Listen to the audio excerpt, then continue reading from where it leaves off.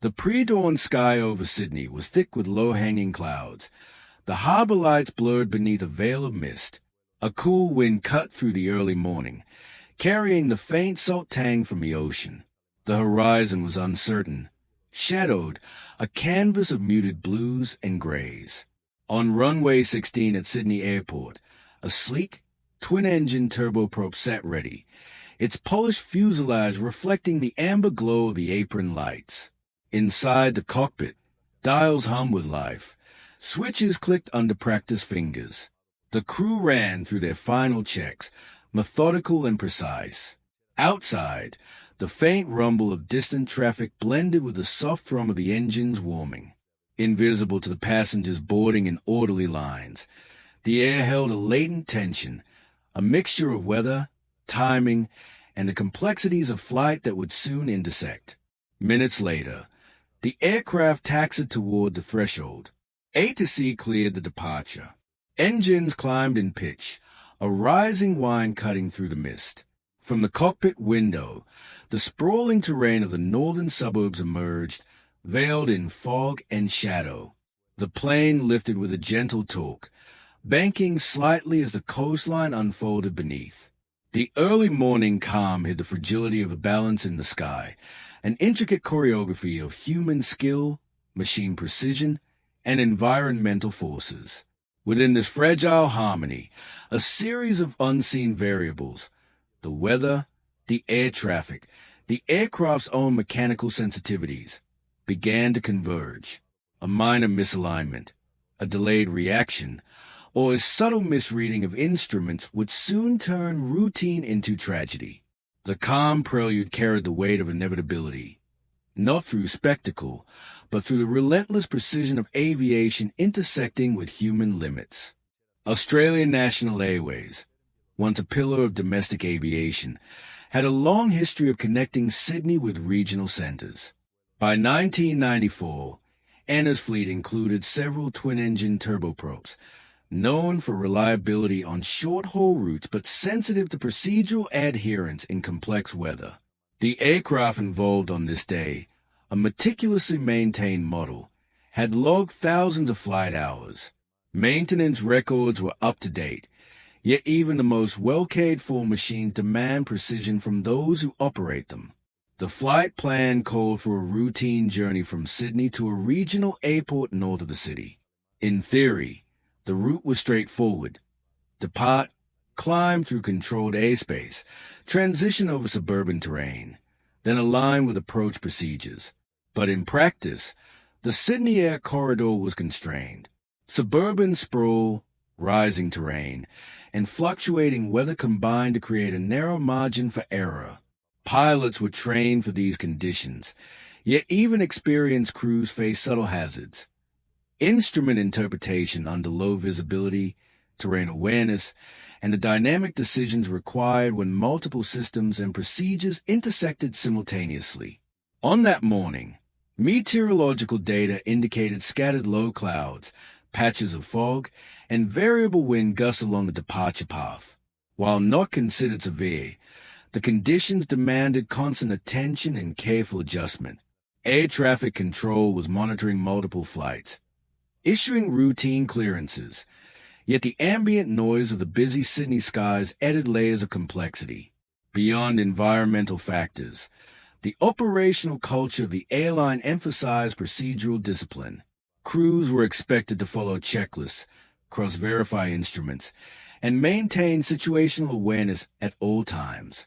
Yet history shows that even with strict protocols, human factors, fatigue, attention distribution, and decision-making under stress play a crucial role. This context would frame the events that followed, a combination of environmental pressure, procedural demand, and the inherent limitations of human perception and machine performance. By the time the aircraft began its initial climb, the stage was set. Every system was functional, every crew member qualified, yet the convergence of terrain, weather, and procedural expectations would test a fine margin between routine flight and disaster. This was not a story of neglect, but of the complex, fragile equilibrium that defines aviation. The aircraft was a twin-engine turboprop, widely regarded for its efficiency on short-haul routes. Its pressurized fuselage, turboprop engines, and analog cockpit instruments demanded precision from pilots. Maintenance logs indicated a history of diligent inspections, engine performance within nominal limits, avionics calibrated, flight controls responsive. Yet even a flawlessly maintained machine operates within strict envelopes. Deviations in airspeed, altitude, or attitude beyond those limits can cascade rapidly. The crew comprised a captain with over 8,000 flight hours and a first officer experienced in regional operations. Both were trained in instrument flying, standard operating procedures, and crew resource management. They had flown together previously, establishing a professional rapport and shared understanding of cockpit workflow. Despite this experience, cognitive load under evolving conditions can challenge even seasoned aviators. Instruments must be interpreted in real time, attention divided between external references, system readouts, and ATC communications. Environmental conditions that morning were subtle but consequential. Low clouds and intermittent fog created pockets of obscure terrain. Wind gusts along the northern approach corridor introduced micro-adjustments to heading and altitude. Suburban sprawl and small ridges along the path meant that visual cues could be deceptive, particularly during initial climb and turnout procedures. Such conditions amplify reliance on instruments, radar guidance, and procedural adherence. Systems on the aircraft, altimeters, airspeed indicators, engine gauges, and navigational instruments functioned as intended. However, their interpretation is only as reliable as the human interface. For instance, cross-checking altimeters between pilot and co-pilot is routine, but in dynamic situations, subtle discrepancies can go unnoticed. Similarly, autopilot and flight director systems aid precision, yet improper engagement or misunderstanding of modes can mislead situational awareness. Each element, aircraft, crew, environment, and systems, interacted as part of a complex chain. No single factor dictated the outcome. Instead, minor variations across these domains converged. It was within this intersection of mechanical precision, human judgment, and environmental unpredictability that the fatal sequence would later unfold. The story of the crash is not of immediate catastrophe, but of the gradual accumulation of small deviations, subtle, invisible, and increasingly critical.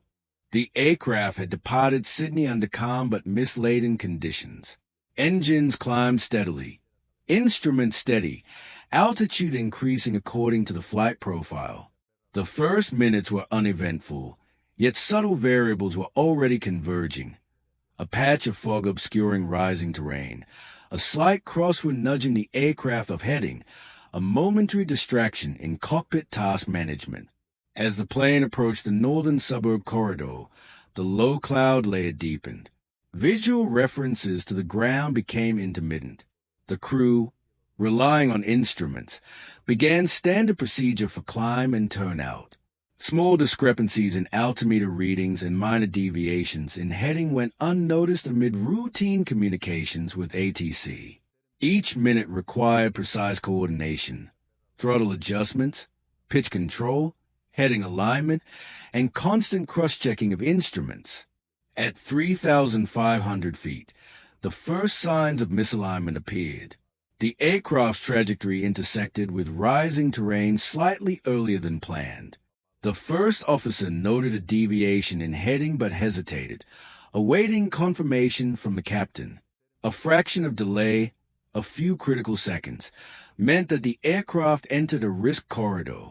Autopilot was engaged, maintaining climb and heading, but the system's mode relied on accurate input. Slight miscalculations in input compounded the divergence from the safe path.